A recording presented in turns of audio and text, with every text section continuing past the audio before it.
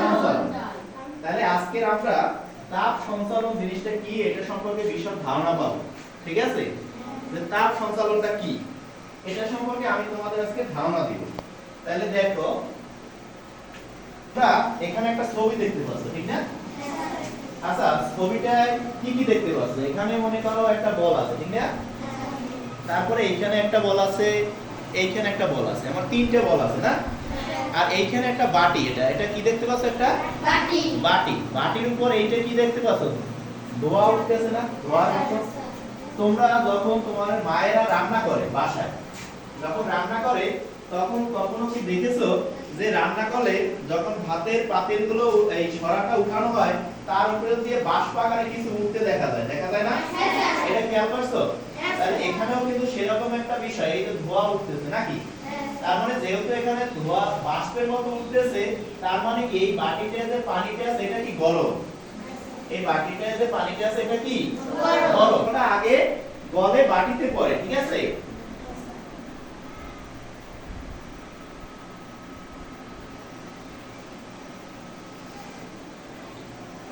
কোন বলটা আগে পড়তে দেখছিলা?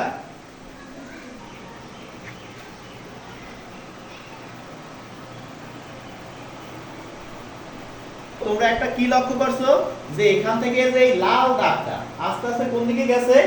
উপরে উঠছে নাকি? লাল দাগটা উপরে ওঠার সাথে সাথে কোন বলটা, এই যে ঘয় স্থানে যে বলটা ছিল সেটা আগে আসছে, ঠিক না? তারপর ক্ষয় স্থানে যে বলটা আসছে সেটা গলে আগে পরে আসছে, তারপর সবার শেষে আসছে কিনা ক্ষয় স্থানের বলটি, ঠিক না? আচ্ছা, তাইলে আজকের আমাদের পাঠের বিষয়টা হচ্ছে তাপ সঞ্চালন। তাহলে ওখানে গরম পানির মধ্যে একটা চামচ ডুবানো ছিল, ঠিক না? চামচটা গরম হয়ে প্রথম যে থাকা বলটি আগে গলে গিয়েছিল, ঠিক না? তাহলে এখন সেটা কেন গলছে সেটাই আমরা ধারণা পাবো। আজকে দেখো তাপ শক্তি কিভাবে সঞ্চালিত হয়।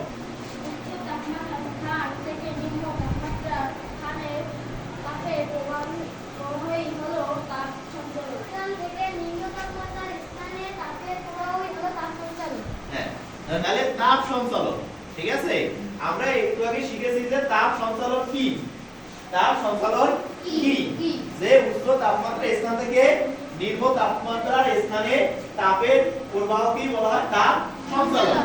এখন এই তাপ সঞ্চালন তিনটি পদ্ধতিতে হয়। কয়টি পদ্ধতিতে?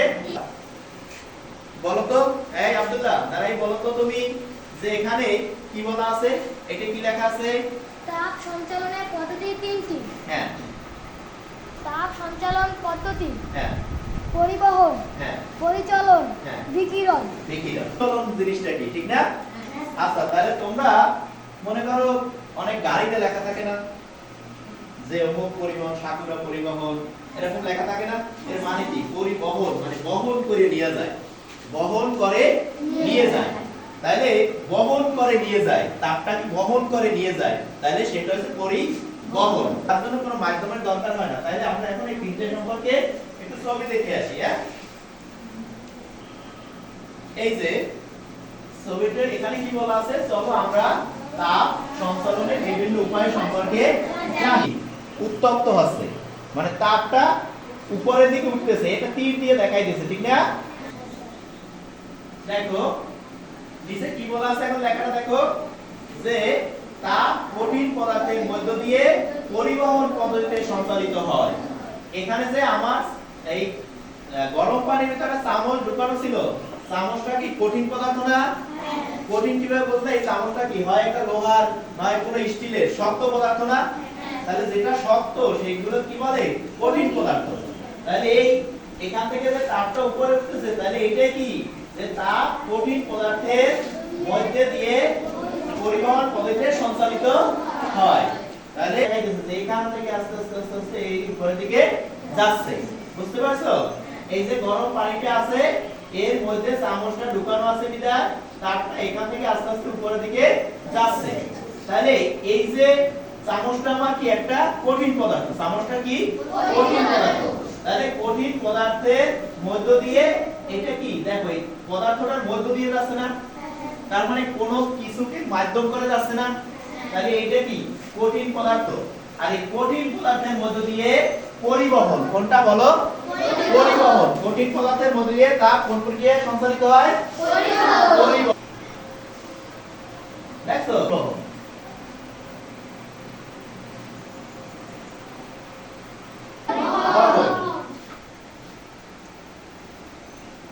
দেখো লেখাটা কি আছে, এটা হলে এটা পড়ে শোনাবে মেঘলা। মেঘলা পড়ে শোনাও, এখানে কি লেখা আছে? বাটিতে গরম পানি তাপ চামচের মধ্য দিয়ে পদার্থের মাধ্য দিয়ে তাপ পরিবহিত হয়। হ্যাঁ, তুমি বলো তো। দেখো একটা কি চুলার উপর একটা পাত্র রাখা আছে, ঠিক না? তাহলে পানিটা ফুটতেছে, ঠিক না? দেখছো কখনো